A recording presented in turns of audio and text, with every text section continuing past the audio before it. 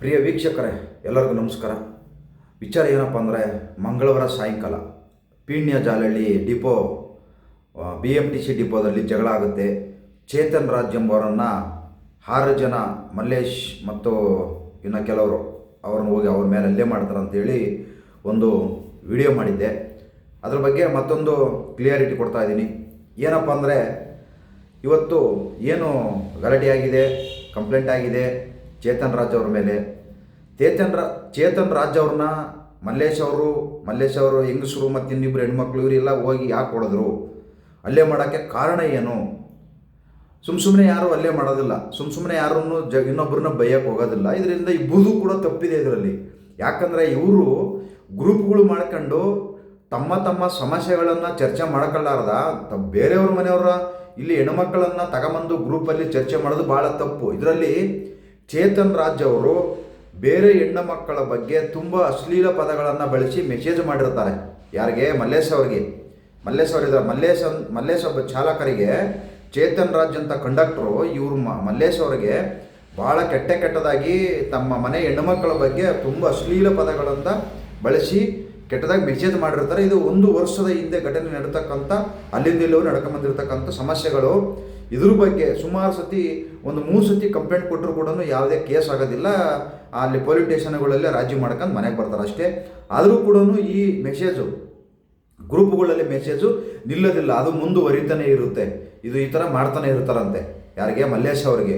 ಈ ಥರ ನಿಮ್ಮ ಮನೆ ಹೆಣ್ಮಕ್ಳು ಹಂಗೆ ಹಿಂಗೆ ಅಂತಂದು ಹೇಳ್ಬಿಟ್ಟು ಈ ಥರ ಇವರು ಚರ್ಚೆ ಮಾಡಬೇಕಾ ಹೊರತು, ಇವರ ಸಮಸ್ಯೆಗಳ ಬಗ್ಗೆ ಚರ್ಚೆ ಮಾಡಬೇಕಾ ಹೊರತು ಇವರು ಮನೆಯ ಹೆಣ್ಮಕ್ಳ ಬಗ್ಗೆ ಚರ್ಚೆ ಮಾಡೋಕ್ಕೆ ಹೋಗಬಾರ್ದು. ತಪ್ಪಿದು, ಬಹಳ ತಪ್ಪಿದು. ಅವ್ರ ಹೆಣ್ಮಕ್ಳು ಇವ್ರೇನು ನೋಡಿರ್ತಾರೋ ಅದೆಲ್ಲ ಬೇಕಾಗಿಲ್ಲ.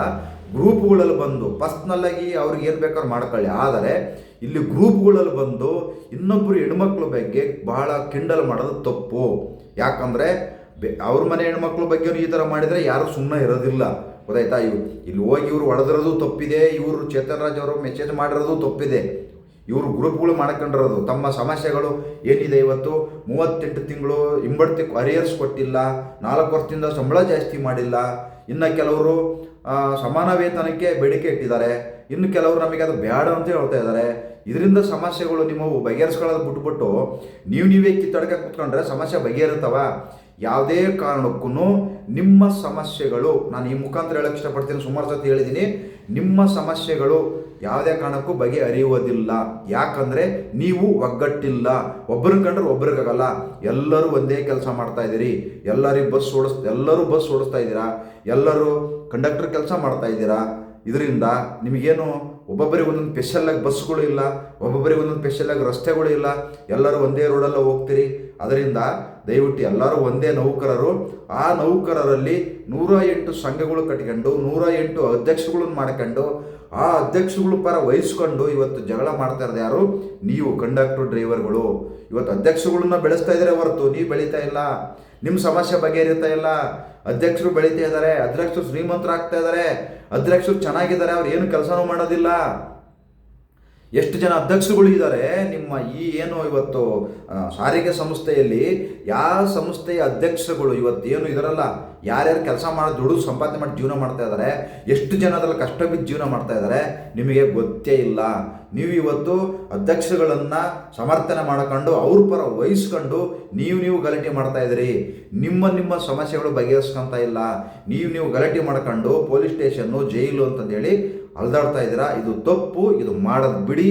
ಆಮೇಲೆ ಇವತ್ತು ಚೇತನ್ ರಾಜ್ ಅವರು ಹೊಡೆದಿದ್ದಾರಲ್ಲ, ಅದಕ್ಕೆ ಜಾತಿ ಬೇರೆ ಕಟ್ತಾ ಇದ್ದಾರೆ ಇವತ್ತು. ಅಂದರೆ ಒಬ್ಬ ದಲಿತ ಕಂಡಕ್ಟ್ರಿಗೆ ಹೊಡೆದ್ಬಿಟ್ಟವ್ರೆ, ಒಬ್ಬ ದಲಿತ ಯುವಕನಿಗೆ ಹೊಡೆದ್ಬಿಟ್ಟವ್ರೆ ಅಂತಂದು ಹೇಳ್ಬಿಟ್ಟು ಅದನ್ನು ಸ್ಟೇಷನ್ ಮುಂದೆ ಒತ್ತಿ ಹೇಳ್ತಾರೆ. ಇಲ್ಲಿ ದಲಿತರಿಗೆ ಬೇರೆ ಇಲ್ಲ ಕಾನೂನು, ಬೇರೆಯವ್ರಿಗೂ ಬೇರೆ ಕಾನೂನಿಲ್ಲ, ಎಲ್ಲರಿಗೂ ಒಂದೇ ಕಾನೂನೇ. ಆಮೇಲೆ ದಲಿತ ಚೇತನ್ನು ಬೇರೆ ಹೆಣ್ಮಕ್ಳ ಬಗ್ಗೆ ಕೆಟ್ಟದಾಗಿ ಮೆಸೇಜ್ ಮಾಡಂತ ಹೇಳಿದಾರ, ಬೇರೆ ಹೆಣ್ಮಕ್ಳ ಬಗ್ಗೆ ಅಶ್ಲೀಲ ಪದಗಳನ್ನು ಬಳಸಿ ಮೆಸೇಜ್ ಮಾಡಂತ ಹೇಳಿದಾರ. ಇದು ಮಾಡಿರೋ ತಪ್ಪಲ್ವ? ಹಂಗಾರೆ ಇದು ಸರಿನಾ? ಹಂಗಾದ್ರೆ ಇಲ್ಲಿ ಇವಾಗ ಗಲಾಟೆ ಆದಮೇಲೆ ಅದಕ್ಕೆ ದಲಿತ ಅಂತಂದು ಹೇಳ್ಬಿಟ್ಟು ನೀವು ಅದನ್ನು ಪದ ಕಟ್ತಾ ಇದ್ದೀರಲ್ಲ, ಅದು ತಪ್ಪು. ಎಲ್ಲರಿಗೂ ಒಂದೇ ಕಾನೂನು. ಎರಡೂ ಕಡೆ ಇಬ್ಬರ ಸಮಸ್ಯೆಗಳನ್ನು ಇಲ್ಲಿ ಕುಂದಿರಿಸಿ ಬಗೆಹರಿಸ್ಕೋಬೋದಿತ್ತು. ಯಾಕಂದರೆ ಯಾರು ಕುಂದಿರಿಸಿ ಬಗೆಹರಿಸೋರಿಲ್ಲ. ತಮ್ಮ ತಮ್ಮ ಬೇಳೆ ಬೇಯಿಸ್ಕೊಳ್ಳೋಕ್ಕೋಸ್ಕರ ತಮ್ಮ ಚಾಲಕರನ್ನು ಈ ಥರ ಮುಂದೆ ಬಿಟ್ಟು ಈ ರೀತಿ ಬೇರೆಯವ್ರಿಗೆಲ್ಲ ಒಂಥರ ಏನೋ ಕಿಂಡಲ್ ಮಾಡೋ ಮಟ್ಟಕ್ಕೆ ಮಾಡ್ತಾ ಇದ್ದಾರೆ. ದಯವಿಟ್ಟು ಚಾಲಕರು ಮತ್ತು ನಿರ್ವಾಹಕರು ನಿಮ್ಮ ಜವಾಬ್ದಾರಿಯಿಂದ ಕೆಲಸ ಮಾಡಿದರೆ ನಿಮಗೆ ಒಳ್ಳೆಯದು. ಯಾಕಂದರೆ ಇಷ್ಟೆಲ್ಲ ನೋಡ್ತಾ ಇದ್ದೀವಿ, ಪ್ರತಿದಿನ ನಾವು ಕೂಡ ನಿಮ್ಮ ಚಾಲಕ ಮತ್ತು ನಿರ್ವಾಹಕರ ಬಗ್ಗೆ ತುಂಬ ಮಾತಾಡ್ತಾ ಇರ್ತೀವಿ.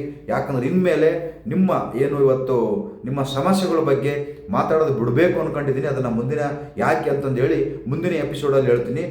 ದಯವಿಟ್ಟು ಈ ಥರ ಗಲಾಟೆ ಮಾಡ್ಕೊಳಕ್ಕೆ ಹೋಗಬೇಡಿ, ಇದರಿಂದ ಏನೂ ಪ್ರಯೋಜನ ಇಲ್ಲ. ಮಾನ ಮರ್ಯಾದೆ ಹೋಗೋದು ನಿಮ್ಮದು, ಅಧ್ಯಕ್ಷರುಗಳದಲ್ಲ. ಅಧ್ಯಕ್ಷರು ಯಾರು ಸೇರ್ಕೊಂಡಿರ್ತಾರೋ ಅವ್ರದ್ದು ಇದರಲ್ಲಿ ಮಾನ ಮರ್ಯಾದೆ ಹೋಗುತ್ತೆ. ಅದರಿಂದ ಇಂಥ ಸಮಸ್ಯೆಗಳಲ್ಲಿ ಭಾಳ ಎಚ್ಚರಿಕೆಯಿಂದ ಇರಬೇಕು ಅಂತಂದೇಳಿ ಕೆಲವು ಅಧ್ಯಕ್ಷರುಗಳಿಗೆ ಕೇಳ್ಕೊತಿದ್ದೀನಿ. ಇಂಥ ಗಲಾಟೆಗಳಲ್ಲಿ ಅಧ್ಯಕ್ಷರುಗಳು ಎಂಟ್ರಿ ಆಗಬೇಡಿ, ಎಂಟ್ರಿ ಆದರೆ ನಿಮ್ಮ ಮಾನ ಮರ್ಯಾದೆ ಹೋಗುತ್ತೆ ಅಂತಂದೇಳಿ ಅಧ್ಯಕ್ಷರುಗಳಲ್ಲಿ ಮನವಿ ಮಾಡ್ಕೊತಾ ಇದ್ದೀನಿ. ಯಾಕಂದರೆ ಚೇತನ್ ರಾಜ್ ಅವರು ಮಾಡಿರೋದು ಸರಿ ಅಂತ ಹೇಳೋಕ್ಕಾಗಲ್ಲ, ಮಲ್ಲೇಶ್ ಅವರು ಮಾಡಿರೋದು ಸರಿ ಅಂತ ಹೇಳೋಕ್ಕಾಗಲ್ಲ. ಯಾಕಂದರೆ ಇಬ್ಬರು ಮಾಡಿರೋದು ತಪ್ಪಿಗೆ ಇವತ್ತು ಇಲ್ಲಿಗೆ ಬಂದು ನಿಂತ್ಕೊಂಡಿದೆ. ಮುಂದೆ ಏನಾಗುತ್ತೋ ಕಾನೂನು ನೋಡ್ಕೊಳ್ತಾ ಇದೆ ಗೊತ್ತಿಲ್ಲ.